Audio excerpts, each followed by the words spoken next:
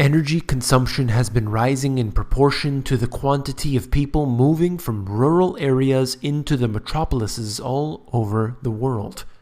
More demand is applied to the already strained power grid. Agriculture demand increases as well when individuals are not farming their own land. The question is, which country has the majority of the growth in energy consumption come from? You came here for the truth, so let me unveil that for you. Today we are going to talk about energy. I also have a few other issues I need to get to at the end. But first we will look at this. Global energy consumption. We're looking at the total energy. The one point I want to make is right in here. From 2000 to 2008, we have growth that was nearly double what all the other years that you're seeing here on this chart. Huge consumption in energy during those years. And that is very important to note. You'll see that it is, in fact, double what was seen between 2008 and 2014. And hold on to that thought for a moment, okay? Look at this. And there's no doubt that commodity usage was also, and of course the prices as well, were also rising dramatically during that time frame. Global growth in energy consumption total. You're seeing this as a different type of chart, and lo and behold, in red, China. Between 00 and 08, you can see that the percentage of which China made up that energy consumption, that growth there, is massive. China was gobbling it all up during that time frame. And even when we move into a different time, more recently, you can still see that China is taking it on like no other. While the world, excluding China, India, and Africa, had significantly declined. You can see 38 versus 9 during this time frame. And then you realize that although, yes, China has not consumed to the degree that they did a few years ago, it seems like as a percentage, they're certainly growing at a higher rate. Now, of course, there's a lot of public works projects like the world has never seen before going on in China. It's not necessarily, all China's success story, but it does show you that there is at least more growth, more consumption, more individuals moving from the rural areas into the big cities. And that is a trend which is still continuing, not at the rate it was before. Global growth in energy consumption by percentage of the total growth. So you're seeing a lot of the similar information, but this one shows something that I pointed out in the last one, that 66% of the growth has in recent times come from China. Massive. It's massive to think about. And, in the 90s, you saw that primarily it was made up of the world, excluding China, India, and Africa. Now things have really, really changed 20 years later. Moving on. China 25, there's a few things here. 25 to 54-year-old, their population, and it's suggesting that this will be on a decline.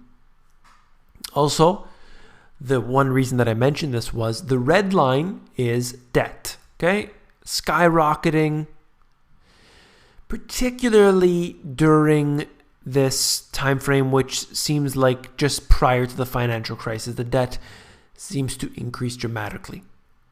Then you look at the GDP numbers, which are increasing, no doubt, but that split that you're seeing in between these two numbers, now I've made a wonderful mess of this, but you understand what I'm saying, is that the debt is increasing at many, many multiples faster than the GDP is. And these are fake number GDP. Of course, all countries use fake numbers to determine what their GDP is at any time. You've heard me cover it before, but in Europe, they use things like prostitution and drug activity as part of that.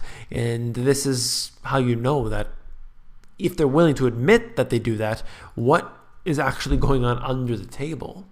Okay, I want to switch gears now and talk about this. Dallas police and fire pension cutbacks to avoid a collapse.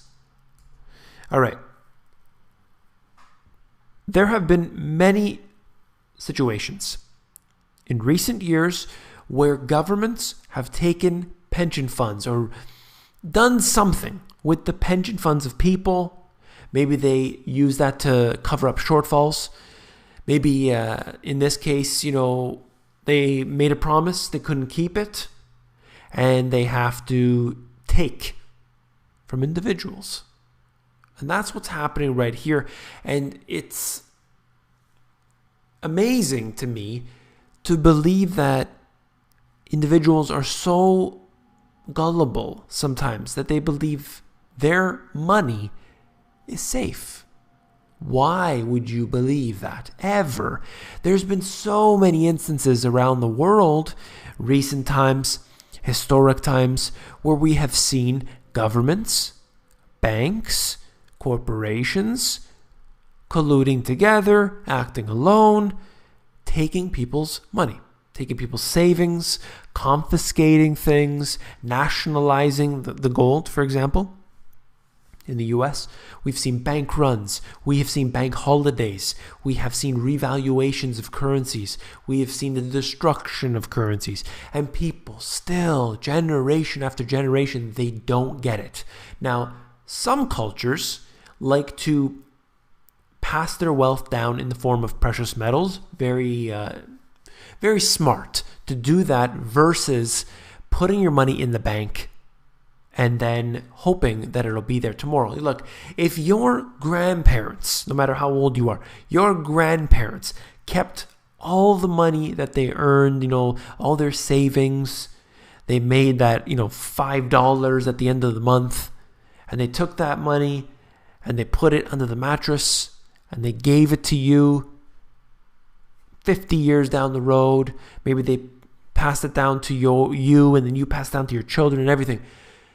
That money is practically worthless unless it was perhaps some sort of coin and then it would actually have real metal in it. But you see what I'm saying. Cash does not hold its value over long periods of time. There is a purpose to have cash. There is a reason as a means of transacting between two individuals. But it's not a way to store wealth. And these people, they just keep putting their money in paper assets. Look, you want to do that, you got to have an exit strategy. It has to be in and out. And I don't recommend it because it's too dangerous, too quick. A lot of individuals that I assist aren't really looking for that. So I don't generally talk about this. But what's important to note is that you cannot trust them. How many more times do you need to be bamboozled? Switching gears again, populist anger is moving politics in Canada. They're saying that according to this Edelman poll, only 43% of Canadians say they trust their government, down from 53% a year earlier. All I want to say is, from my experience, from what I experience on a daily basis, I think that most people that I speak to, they think that everything is great. It's a lot of people siding with liberals as if there's a difference between the two. They really are just complacent. I think a lot of people generally dislike that the government, there's too much taxation and they're, squandering money. The general corruption of governments is understood by people. They don't know how deep it goes, but it doesn't seem to be any different, let's say, 5 years ago than it was today. People generally are so loving to the government, no matter what they do. I mean, I use this example all the time because it was so shocking to me. In the G20, people were singing the Canadian national anthem, and as soon as they finished singing, they were trampled, they were beaten, they were kidnapped, literally, and use that word specifically, kidnapped, put in people driving up in vans. We're not even sure if they're police because they didn't have uniforms on or anything. Driving by, threw people into vans, and they were taken to detention centers. Who were the people picking them up? Probably police, but, do you know that? No. You don't know that because they weren't wearing their uniforms, weren't wearing their hats, unmarked vans. I mean, it's literally a kidnapping. People were trampled on horses. Literally, and there's videos of it. You can see it on YouTube. They were sitting down on the floor, doing, their own version of protesting, just sitting down there. And the police ran them over with horses. And people said they deserved it. They shouldn't have been there. If they knew that police were going to be there, that there was people disrupting, real people causing a mess, no doubt, then they should have gotten out of there. So that every time that would give those in control an excuse to have a small little provocateur event so that the people who actually care, the people who are actually trying to make a difference, they leave. And then the protest isn't heard. That's what they want. And they get it every time. Or they get beaten severely, and that's what happened during the G20. People love their government here. That's the general consensus I get. There's few and far between that actually know what's going on, that are critical with actual, substantial evidence of things that the government is doing, like signing the bail-in regime. People don't even know about that. Anyway, let's move on to the very last article here. Japan pushing Fukushima disaster survivors to move back to radioactive homes. That's extreme, but let me read the subtitle for just a moment. Around 6,000 people face returning to homes with radiation levels similar to Chernobyl, the equivalent of having a chest X-ray every week.